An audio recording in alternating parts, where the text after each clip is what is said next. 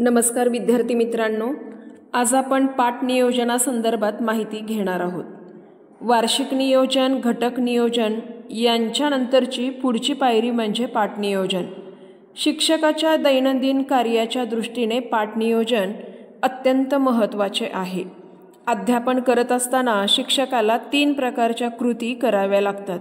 वर्गात जाण्यापूर्वी, अध्यापन करत असताना आणि अध्यापन झाल्यावर कोणत्या कृती करायच्या आहेत हे शिक्षकाने ठरविणे म्हणजे पाठ नियोजन होय। पाठ नियोजनामुळे वर्गात करायच्या कामाची कल्पना येते व अध्यापन यशस्वी होण्यास मदत होते। या पार्श्वभूमीवर पाठ नियोजनाचं महत्त्व व त्याची गरज का असते हे बघूया। पाठ नियोजनामुळे उद्दिष्टांची निश्चिती होते। त्या उद्दिष्टांच्या पूर्ततेसाठी कोणते अध्ययन अनुभव द्यायचे, कोणत्या अध्यापन पद्धतीचा वापर करायचा, कोणत्या अध्यापन साहित्याचा उपयोग करायचा हे ठरविता येतं। एका निश्चित दिशेने जाण्यासाठी पाठ नियोजनाची मदत होते। अध्ययन अध्यापनात निश्चित अशी फलप्राप्ती होते। पाठ नियोजनामुळे चुका कमी होतात।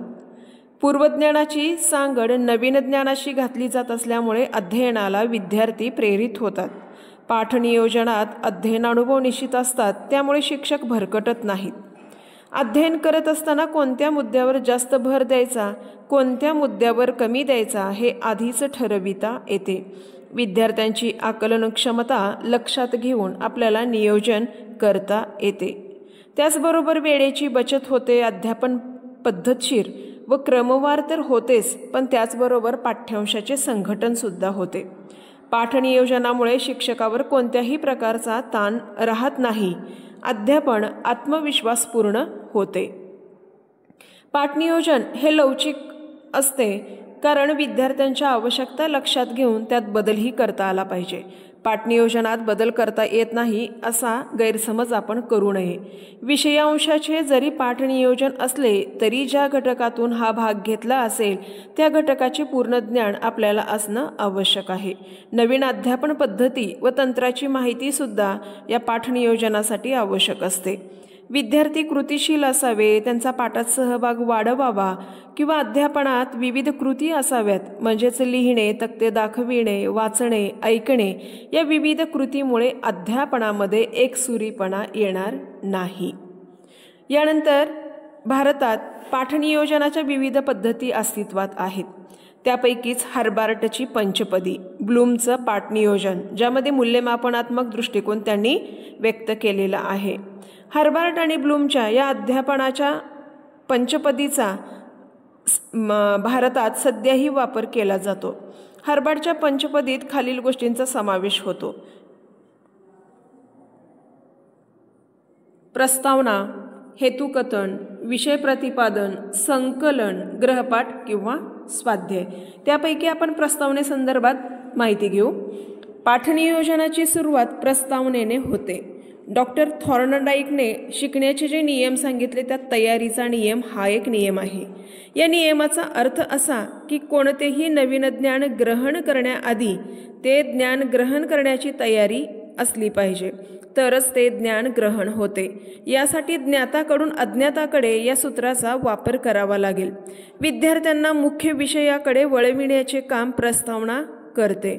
विद्यार्थ्यांचे पूर्वज्ञान जागृत करून नवीन विषयांशी सांगड घालणे हे प्रस्तावनेचे उद्दिष्ट आहे। अध्यापनासाठी योग्य वातावरण निर्मिती प्रस्तावनेमुळे होते।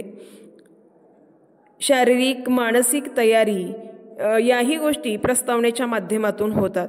आधीच्या तासिकेत असलेले मुलांचे मन नवीन विषयाकडे वळवण्यासाठी प्रस्तावनेचा आपल्याला उपयोग होतो। पाठाची प्रस्तावना विविध प्रकारे करता येते। प्रस्तावना तयार करताना विद्यार्थ्याचे वय, क्षमता या गोष्टी लक्षात घ्याव्या लागतात। पाठाची प्रस्तावना प्रश्नोत्तर, कथन, तक्ता दाखवून, चित्रे दाखवून अशा विविध पद्धतीने आपल्याला करता येऊ शकते। पाठ नियोजनात प्रस्तावना करताना स्त्रोत पद्धतीचा वापरही आपल्याला करता येतो। म्हणजेच काय तर विषयाच्या अनुषंगाने आपण प्रस्तावना विविध पद्धतीने करू शकतो। पाठाची प्रस्तावना फार मोठी नसते। प्रस्तावना 2 ते 4 मिनिटापर्यंतच आपण ती संपवली पाहिजे। प्रस्तावना जितकी आकर्षक, सहहेतुक होईल तितका पाठ हा प्रभावी होईल। यानंतर दुसरा मुद्दा बघूया, हेतुकथन. पाठनियोजनात हेतुकथन हा एक दुवा आहे.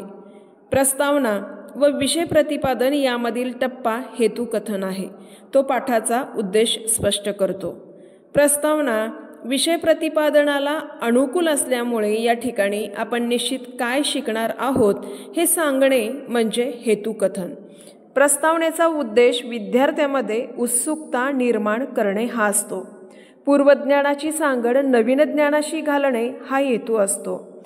त्यामुळे आज आपण निश्चित काय शिकणार आहोत हे शिक्षकाला नक्की व निश्चितपणे एका वाक्यात सांगायचे आहे.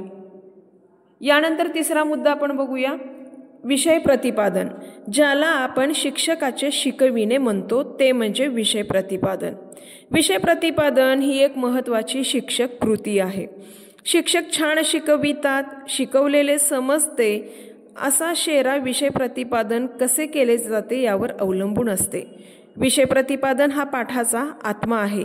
आपण शिकवित असलेला नवीन भाग विद्यार्थ्यांना समजावा म्हणून घटकाचे स्पष्टीकरण करावे लागते. हे स्पष्टीकरण करत असताना कोणत्या कृती करायच्या, कोणत्या करायच्या नाहीत हे माहीत असले पाहिजे. पाठ्यांशातील मुद्दे, उपमुद्दे ते सविस्तरपणे समजावे म्हणून लागणारी शैक्षणिक साधने यांचाही विचार या माध्यमातून करणं अभिप्रेत असतं. स्पष्टीकरण चांगले व्हावे म्हणून दृकश्राव्य साधनांचाही वापर आपल्याला करता येतो. तसेच स्पष्टीकरण करत असताना त्यात ओघ असावा, सुसूत्रता असावी. विषय प्रतिपादन करत असताना भाषा ही योग्य असावी, विद्वत्ता प्रचुर नसावी, समजेल अशी भाषा वापरावी. एक मुद्दा स्पष्ट करत असताना चित्र, नकाशे, तक्ता दाखवावा, मुद्दा फळ्यावर लिहावा, उपमुद्दे पण लिहावे, पण संपूर्ण पाठ्यांश आपण शिकविणं अभिप्रेत आहे. अधूनमधून आपण या पायरीमध्ये प्रश्न विचारणे महत्त्वाचे ठरते. कारण मुले नुसतं शिकवित राहिलो तर पाठ कंटाळवाणा होतो आणि अध्यापनामध्ये विद्यार्थ्यांचा सृजनात्मक सहभागही आपल्याला या प्रश्नांच्या माध्यमातून घेता येतो. पाठाच्या विविध पायऱ्या पाहता विषय प्रतिपादनाला आपण 20 ते 22 मिनिटे वेळ देणे अभिप्रेत आहे. म्हणजेच वर्गातील विद्यार्थ्यांची पूर्वतयारी, त्यांचे विषय ज्ञान, आकलन क्षमता लक्षात घेऊन पाठामध्ये लवचिकता आणणं गरजेचं आहे. यानंतरचं पुढची पायरी आहे संकलन. या पायरीचा उद्देश असतो विद्यार्थ्याच्या ज्ञानाचा पडताळा घेणे. जो भाग आपण शिकविला तो भाग विद्यार्थ्यांना कितपत समजला याचा पडताळा घेणे म्हणजे पुनरावलोकन किंवा संकलन होय. संकलन सुरू करण्यापूर्वी विषय प्रतिपादन पूर्ण संपले असेल, शिक्षक तक्ता, नकाशे वगैरे काढून ठेवतील, फलकलेखनही पुसून टाकतील, विद्यार्थी पुस्तके व वह्या बंद ठेवतील, मग शिक्षकांनी विचारलेल्या प्रश्नांना आठवून उत्तरे देतील. संकलन विविध प्रकारे करता येते. प्रश्न विचारून, तक्ता दाखवून, नकाशाचा उपयोग करून, रिकाम्या जागा भरायला लावून प्रश्नांची उत्तरे कशी व किती मिळतात यावरून शिक्षकाला आपले शिकविणे कितपत यशस्वी झाले हे समजते. संकलनाची प्रश्नसंख्या जास्त असू नये, 4 ते 5 प्रश्नापेक्षा निश्चितच जास्त नसावी. यानंतरची पुढची पायरी आहे गृहपाठ किंवा स्वाध्याय. पाठाची शेवटची पायरी म्हणजे स्वाध्याय. स्वाध्यायाचा उद्देश व्यापक असतो. क्रमिक पुस्तकाच्या बाहेर जाऊन विद्यार्थ्यांनी काही वाचावे हा हेतू असतो. चित्र काढणे, चित्र जमविणे ही कामे आपल्याला स्वाध्यायाच्या माध्यमातून देता येतील. गृहपाठामुळे उजळणी होते, स्वयं अध्ययनाची सवय लागते. गृहपाठ केल्यावर शिक्षकाने तो तपासला पाहिजे. शिक्षकाने गृहपाठ न तपासल्यास पुढे विद्यार्थी गृहपाठ करण्याची टाळाटाळ करतील. म्हणून तासिका चालू व्हायच्या आधी गृहपाठ केला की नाही हे पाहावे व चुका दुरुस्त करून घ्याव्यात. सामूहिक चुकांचं मार्गदर्शन करावे. गृहपाठामुळे विविध घटकांचे एकत्रीकरण कसे करावे हे समजते. म्हणजेच काय तर वर्गातला वेळ कमी पडतो म्हणूनही गृहपाठ देता येईल. त्याचे ज्ञान अर्थपूर्ण व व्यापक होण्यासाठी या पद्धतीचाही उपयोग आपल्याला करता येतो.